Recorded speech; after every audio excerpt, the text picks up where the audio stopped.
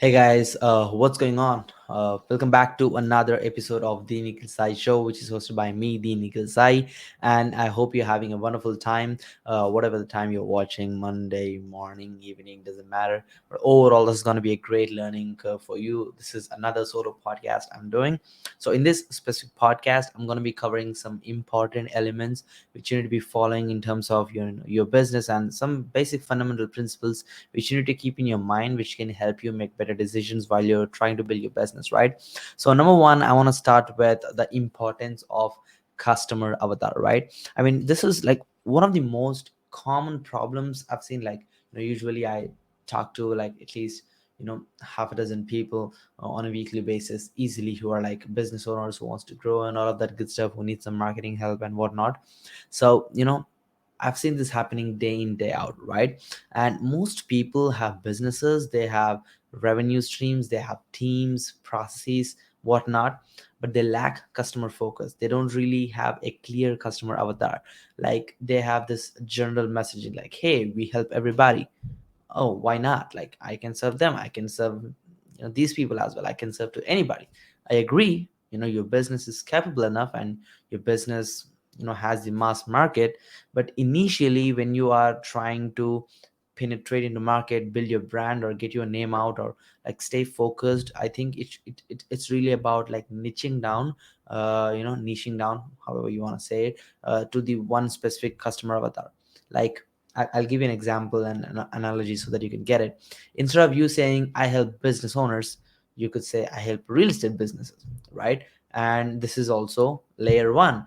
Initially, as you're starting off, if you're not at yet that five figure level per month, at least you should focus a deep, like much deeper. Like I would say, not just real estate businesses, go around more specific business. Like, hey, I help real estate brokerage businesses.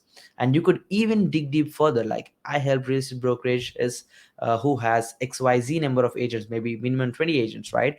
And then I can even dig further, like, and say I help real estate brokerages who have minimum 20 agents, who does an annual sale worth of 100 million or more, right? Like you could dig it that way, right? So that's when you can like have this tiny piece of audience where you have a clear customer avatar. And now as a business owner, for you to make decision or to create offers to serve them, it becomes so much easier because you know who you're exactly serving. So many entrepreneurs who start their business kind of have this uh, delusion of like trying to serve everybody, otherwise they're missing out the business opportunity, which is not true initially. They just try to focus on everybody and out focuses, right? And it doesn't just work out, especially in the initial phase, unless you are at that like six figure per month level and you are like having a net run rate of seven figures. And over that, you should not worry about creating another niche or another target audience or another offer, to be precise, right? And now coming back to the next question, once you're precise about your audience and customer avatar, right? Now it's really about offer or focus on one solution and one offer, right? And I've seen this happening so many times. I mean, like, as an example, I've had a call with somebody who had like this his first success with their coaching business, and they are at like this five figure run rate, and they're excited about scaling this up and whatnot. And the first mistake they are trying to do is like, hey, like, I am the king, I'm on the mountain peaks, now I can launch multiple offers. And not really, because you're just yet to kind of surpass that inconsistently loop to kind of get into that multiple five figure level or five figure level in your business, right? So they were trying to deviate by creating like, I want to do a coaching funnel, I want to do a like challenge funnel, I want to do a book funnel, I want to do a webinar funnel. And I was like, what? Like, you just had like seven clients last month, and doesn't mean that like you're there yet, right? Like you really need to validate one offer on a larger scale.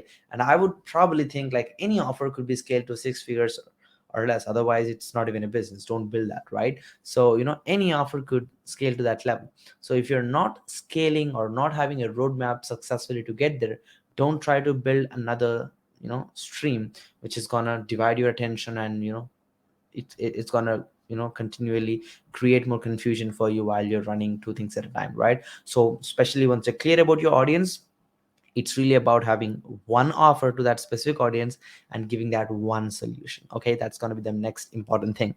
Now, one more thing I really want to mention is the importance of beta launching. So many people kind of get stuck, especially new age entrepreneurs or somebody who's just trying to build for the first time, or somebody who has, like, done something which is not working anymore, because marketing is something which gets disrupted almost every other day, multiple times a day, in specific niches, right? So you need to be like keeping up to date yourself, so that you kind of catch up with what's happening in the world, right? So especially speaking, when you're beta launching, you need to understand who you're exactly offering, and then what exact offer you're going to do. And maybe it's a new service, maybe if it's a new industry, maybe like if you could see what's happening in 2022, 2021, whatnot, you could see a crypto boom, right? Like a lot of NFT projects came in, right?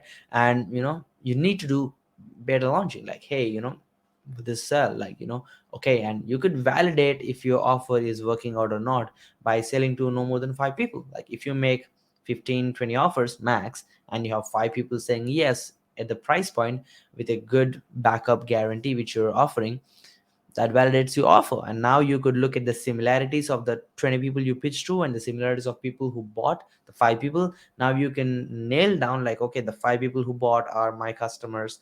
What are the conversations they had, what are the pains they have, what are the situations they're coming from. Now you can see the similarities where these people can be found. Now the only focus for you is really about how can I go and look for 500 more people who look similar to the 5 people who just signed up with me. That's it, right? And that's your first focus. And do not try to go sell, like, okay, I sold to some beauticians, right now I'll go back and sell to some let's say restaurant owners. Doesn't work out, right? Like you need to be focusing on doing the same thing over and over. That's when you can take leverage, right? Because the more different products and services you promote, the harder it is to deliver, because it's not just about making the sale, it's really about keeping upon the delivery mechanism as well, because it is so tough than a sale, right? When you are actually selling a product or service, and you want to keep up with the quality, create the best customer experience, and make sure they retain and only say good stuff about you, you should give them world class experience. And that could be only possible with high level fulfillment help. And you could only do that by doing a beta launch, having skin in the game with your customers.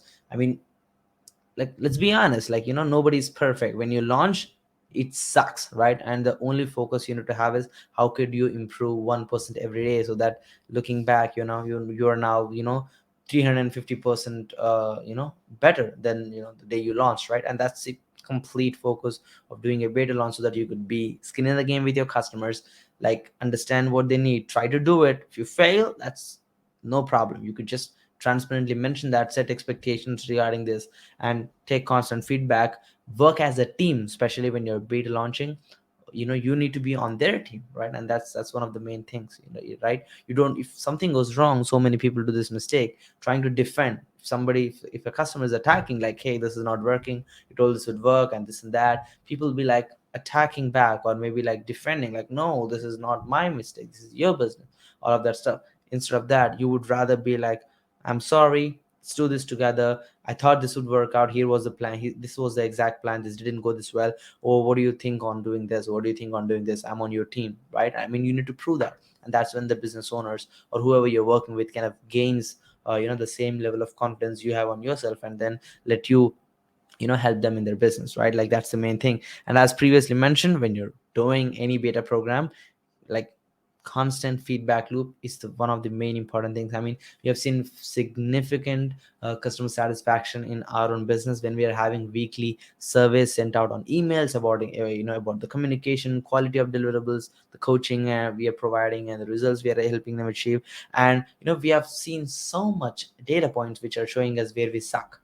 Now the whole point of doing that constant survey is really about nailing down top 3 problems which we can solve, and like knock them off this week, right? Like it's a constant process which is happening. And for a fact, as I continue to do this, which we will never stop, right?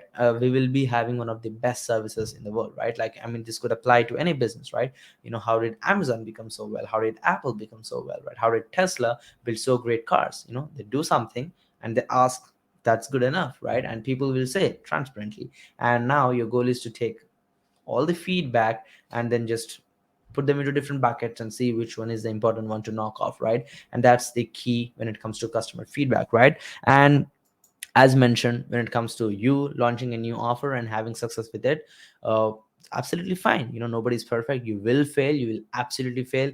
It's very less likely you'll not fail and figure it out in the first go, unless you have somebody who figured that at least 10, 15 times beside you, who's exactly drawing the line, and you're just walking on it. It's going to be tough. It is going to be failing for sure. You need to be ready to it. Don't show your back.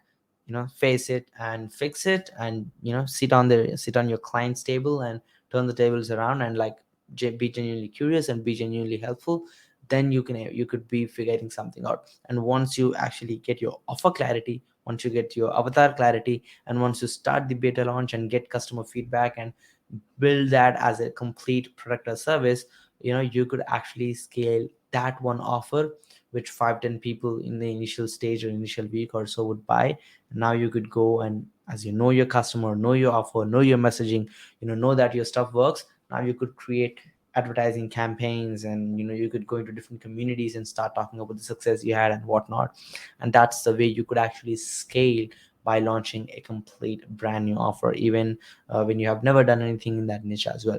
But the only thing is, I think it's really about doing it consistently, because so many people give up too fast. I mean, if you're not doing something every day for 90 days in that one niche, you're not doing enough, right? To actually figure out if that works for you or not. So that's really important. And the second thing is not just being consistent in terms of work, but doing the needle moving stuff, like doing what's important. So many people I've seen who do huge hustling like this. They sit on their laptop like 24/7, but they don't go anywhere. It's really because they feel like they're doing it.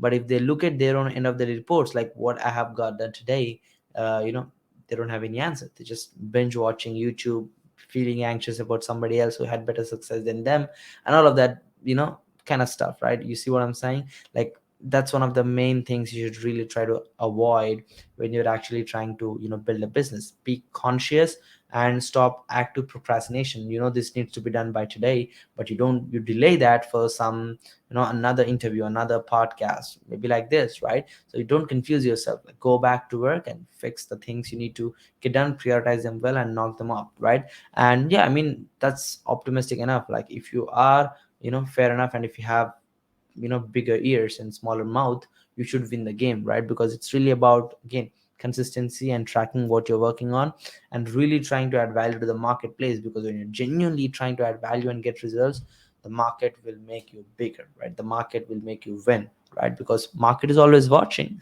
right? So I hope this quick short podcast episode was adding any value to your life.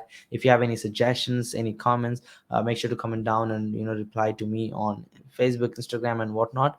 And make sure to subscribe to the podcast, and we'll see you on the next episode. This is me, Nikhil Sai, signing off for today's podcast. Peace.